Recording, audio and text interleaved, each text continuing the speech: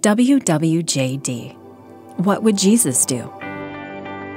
We see it everywhere, from church signs to t-shirts to bumper stickers. But how often do we stop to think about what it really means? And how often do we truly ask ourselves that question?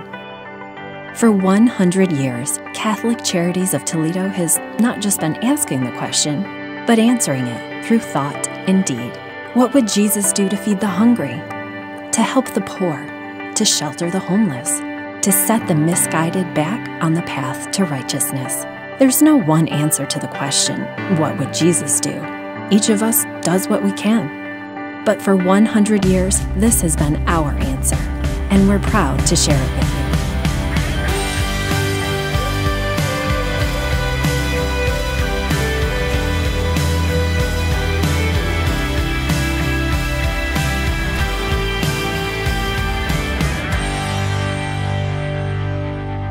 Matthew 25 is really one of our core scriptures. Those are some of the key messages that we draw upon in our ministry to make sure that it's in front center for us.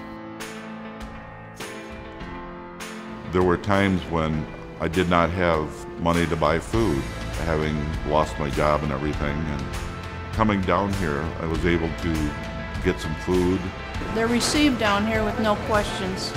Anybody that comes in here and wants a meal is welcome. You know, I come down and I get more than enough food than what I need. It really helped me to get back on my feet. It's just a big help. It's a big help.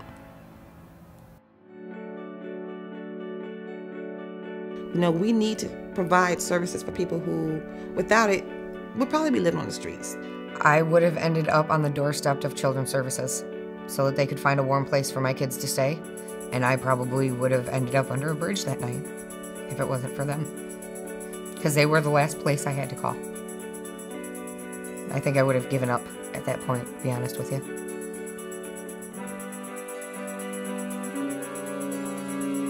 I tell them that, you know, there is hope, there is faith, and you need that in your life. You don't just come and stay here until you find a place. They actually help you with your goals to get there, and when you do get there, help you figure out how to stay there.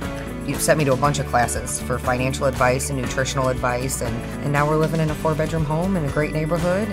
I've been in a lot of predicaments where I needed help, and I've reached out for help, and I've never seen nothing like this.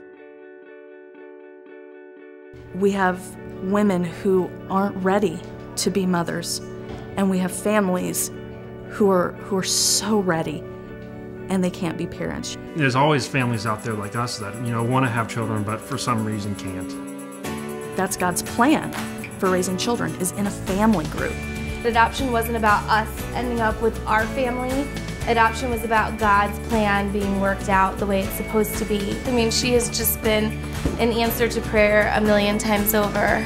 The adoption program, I think, is so important because you can see Christ in every facet of what we're doing. Diane grew up being an only child, right? Yeah. And she never married, and she had no children. So when I came along, I ended up being her guardian and her family also. And I really hope it continues. It will. It will. You know, one of the most remarkable things that I think we do for them is we become companions to them. They look forward to the next visit from us. As soon as they see you, their whole face lights up. And you can't replace that emotion that you feel when they do that. As soon as I walk in and she sees me, I can tell by her face, she's glad I'm here. Made some bad decisions, ended up incarcerated, did 19 years in prison. I realized that there were people on the outside that had an interest. It was in their heart, you know, to really assist inmates. I meet each person as a unique individual, and I think sometimes that's the biggest gift I can give them. And it was a major influence in making me realize that I needed to change. And then, since then, I've been blessed and life has been good.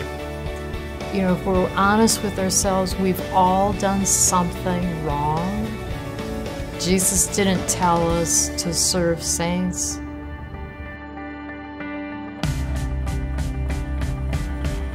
we can't do it alone. And we just continue to thank all those who reach out to us and help us.